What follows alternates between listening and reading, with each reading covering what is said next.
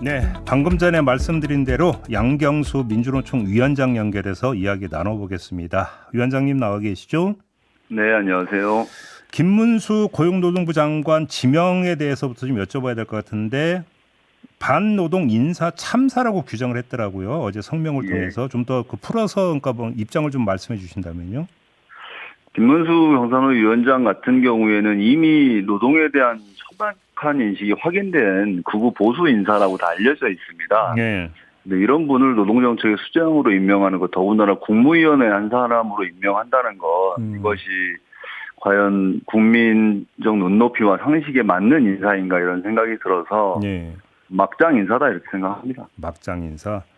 근데 한국노총은 약간 좀 결이 다른 것 같은 게 노동계를 진정한 정책 파트너로 인정하고 무너진 노정관계 복원에 나서달라 이렇게 요청을 했던데요. 이 한국노총의 이런 입장을 어떻게 평가하십니까? 제가 뭐 한국노총 입장을 평가할 문제는 아닌 것 같은데요. 네. 한국노총은 오히려 민주노총보다 경산노위에서 김문수 위원장을 많이 접해봤을 것이기 때문에 네. 기대할 것이 없는 인사라고 하는 것에 대해서는 공감할 거라고 생각합니다. 그렇게 보죠. 자, 그러면 가장 큰 부적격 사유는 어디에 있다고 보십니까? 무엇보다 시대착오적 노동관이라고 압축해서 말씀드릴 수 있을 것 같아요. 예. 그 노조 없는 회사, 저임금 회사, 또 일할 때 핸드폰 압수하는 그런 반인권적 회사를 방문하고 나서 감동스럽다고 이야기하는 사람이지 않습니까? 예. 그런데 지금 시기는 사실 기후위기나 AI의 도입 플랫폼 노동의 증가 때문에 세계적으로 노동자들의 지속가능한 일자리를 만들어가는 데 주목하는 시기입니다. 네. 그런데 이런 과거 구시대적이고 퇴행적 노동관을 가진 사람이 노동부 장관을 한다는 것이 과연 우리 사회의 노동의 지속성을 보장할 수 있겠는가 이런 생각을 하는 거죠. 근데 하나 좀 궁금한 게요. 어떤 정치인의 표현을 빌리면 김문수는 노동운동의 전설이었다. 이런 평가도 한때 있었거든요. 네. 근데 지금 그 위원장님이 지적했던 이런 구시대적 노동관을 보이고 있다고 지금 지적을 해 주셨는데 그 변화의 원인, 이유는 어디에 있다고 보세요? 그거는 김문수 부님한테 물어봐야 될 것 같은데요. 네. 제가 생각할 땐 자기 과거를 부정하기 위해서 오히려 더 거칠고 가벼운 발언들을 좀 하는 것이 아닌가 생각이 들고요. 네. 자신의 입장이 바뀌었으면 그것을 솔직히 인정하면 될 문제인데 오히려 외부적 요인에서 찾고 있지 않나 싶습니다. 알겠습니다. 아무튼 김문수 후보자가 윤석열 대통령의 법치주의 노동개혁이 지난 2년간 상당한 성과를 거뒀고 노사분규로 인한 노동 손실 일수가 대폭 감소됐다. 이런 말을 했는데요. 어떤 말씀 주시겠습니까? 그 인식 자체가 저는 노동부 장관으로 부적격하다고 생각합니다. 네. 윤석열 정부의 노동정책이 성공을 거두었다면 노동자들의 삶이 나아졌어야 하고 노동자들의 임금이라든지 일자리가 훨씬 더 개선되었어야 하거든요. 그런데 우리 한국 사회는 OECD에서 노동권 지수가 최하위인 국가이고 네. 노동자들의 임금 체불은 역대 최고치를 찍고 있고 고물가 시대의 실질 임금은 오히려 감소하고 있는 상황이거든요. 네.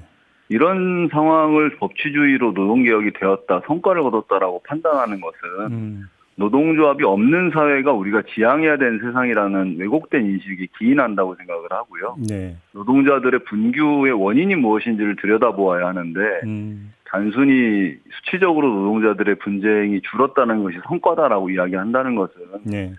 적절치 않다고 생각합니다. 그러면 경사노위 위원장으로서의 업무 능력, 업무 성과는 어떻게 평가를 하십니까?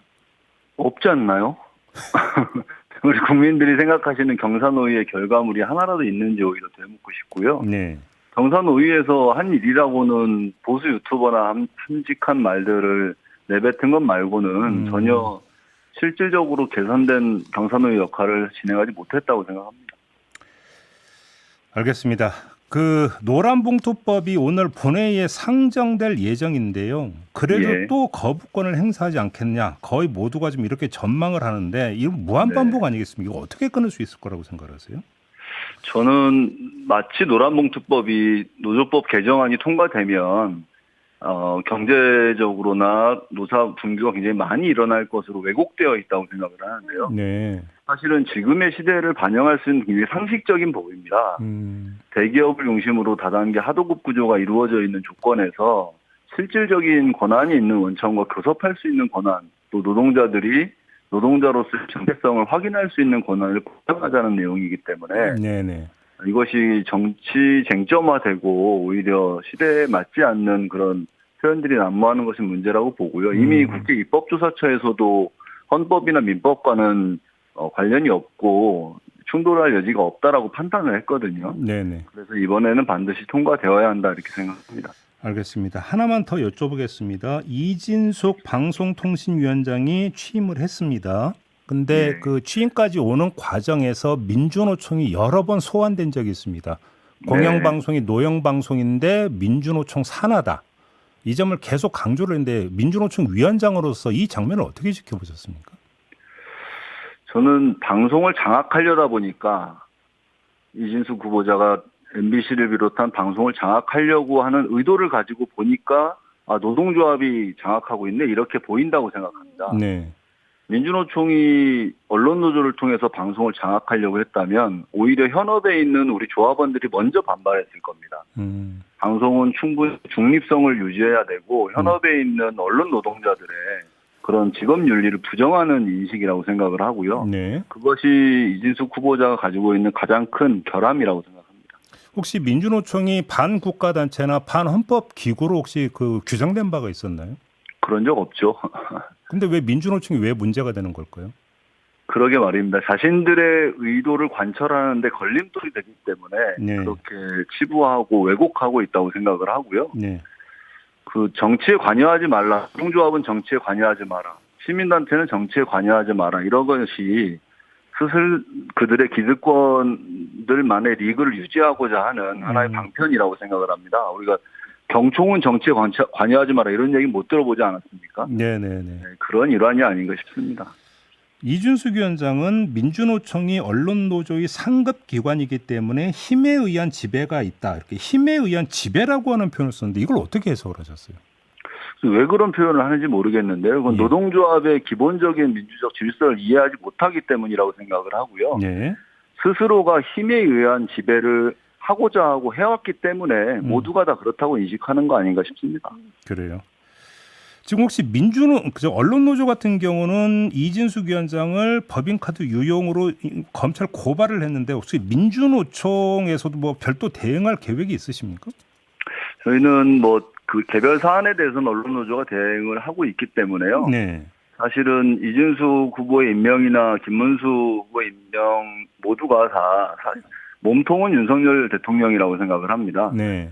우리 사회 민주주의를 훼손하고 노동자들의 생존 문제를 저해하는 윤석열 정권이 문제이기 때문에 예. 윤석열 정권에 맞서는 투쟁을 전 조직적으로 해나갈 생각입니다.